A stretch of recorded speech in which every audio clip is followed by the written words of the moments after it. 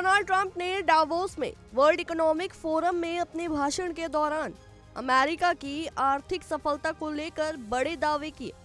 उन्होंने कहा, हमारे राज में अमेरिका डेड देश से एक आर्थिक चमत्कार बन गया है। ट्रंप ने अपने शासनकाल के दौरान किए गए सुधारों का जिक्र किया और ये जताया कि उनकी नीतियों के कारण अमेरिका ने भारी आर्थिक उन्नति की है। हालांकि इस स्पीच में सबसे ज्यादा चर्चा ग्रीनलैंड और नाटो से संबंधित मुद्दों पर हुई। ट्रंप ग्रीनलैंड को लेकर एक बार फिर वही पुराना राग अलापते हुए नजर आए, जिसे उन्होंने पहले भी उठाया था। उन्होंने कहा, मुझे ग्रीनलैंड केवल अपनी सुरक्षा के लिए चाहिए। ये मुद्दा सिर्फ अमेरिका के लिए है और मैं बल प्रयोग नहीं करना चाहता।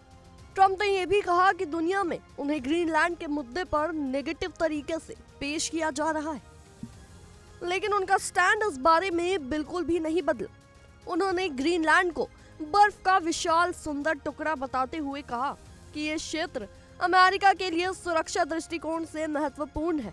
ट्रंप ने यह स्पष्ट किया कि वो इस मुद्दे पर बातचीत करना चाहते हैं और डेनमार्क और ग्रीनलैंड से इसे लेकर समझौता करना चाहते हैं। इसके साथ ही उन्होंने यूरोपीय देशों को नाटो के बारे में अपनी पुरानी शिकायतों से रूबरू कराया। उनका कहना था कि अमेरिका ने नाटो के लिए बहुत कुछ किया है, लेकिन बदले में उससे बहुत कम हासिल हुआ।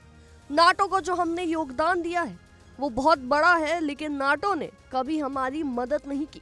यूरोपीय देशों को ट्रंप ने खड़ी खोटी सुनाते हुए ये भी कहा कि वो सही दिशा में नहीं जा रहे और यूरोप की नीतियों की वजह से कई शहर अब पहचानने लायक नहीं रह गए।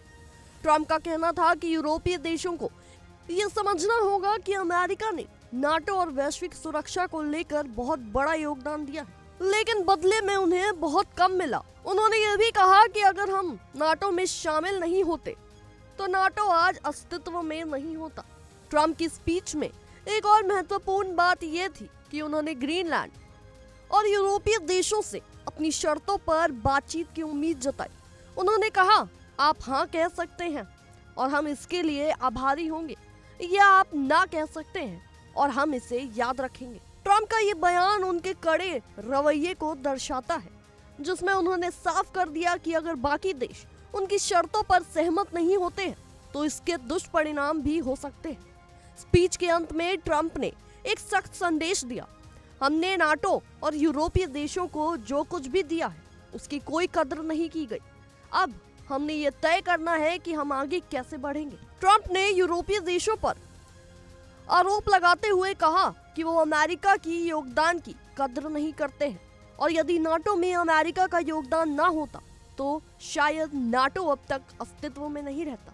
इस तरह ट्रंप ने डावोस में अपनी स्पीच के दौरान ग्रीनलैंड, नाटो और यूरोपीय देशों से संबंधित मुद्दों पर अपने पुराने रुख को फिर से स्पष्ट किया।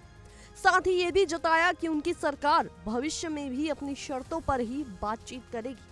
आपकी इस विषय में क्या राय है, हमें कमेंट्स में जरूर बताएं और देश दुनिया की तमाम खबरों के लिए बने रहिए इंडिया डेली के साथ।